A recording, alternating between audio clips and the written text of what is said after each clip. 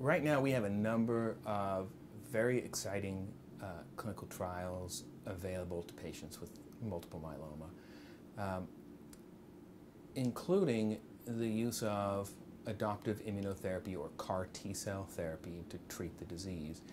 And two studies in particular, one in which we are increasing the dose of the CAR T-cells, so patients, as long as they're tolerating it, will sequentially receive higher doses of the treatment so that we can understand what dose we need to get to ideally eliminate myeloma. And the initial results that we have are very promising. That approach does require that patients express something on the surface of their myeloma cells, something called B-cell maturation antigen, BCMA. It has to be there because that's what we're going after. And the vast majority of patients have that surface marker there, but not all of them do, and not all of them do at high levels. And there have been some studies that have excluded those patients, said you can't go on the study because you don't have the target or not at a high enough level. In the research laboratory, we came up with a way to increase expression of that BCMA on the surface. And so we have another study open in which doesn't require that patients demonstrate any expression of the target.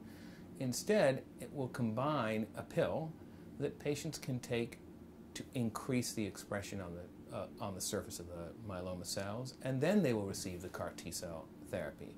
So there's no threshold, there's no cutoff for those patients, and we believe not only will that help patients who might not otherwise be eligible, but even for patients who are eligible for other studies just targeting BCMA, this approach might increase the number of target receptors there and therefore make the CAR T-cells work better.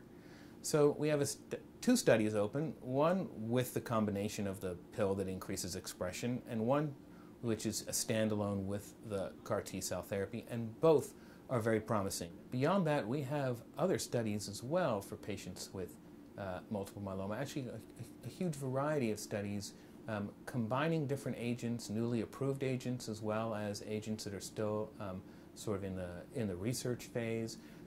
I have colleagues who have developed, my colleague Pam Becker has developed an approach that actually allows us to screen a patient's myeloma from the bone marrow against a huge number of drugs to see if it's sensitive to any agents, maybe agents that haven't been explored, maybe agents that aren't even traditionally thought of as the standard approach to myeloma.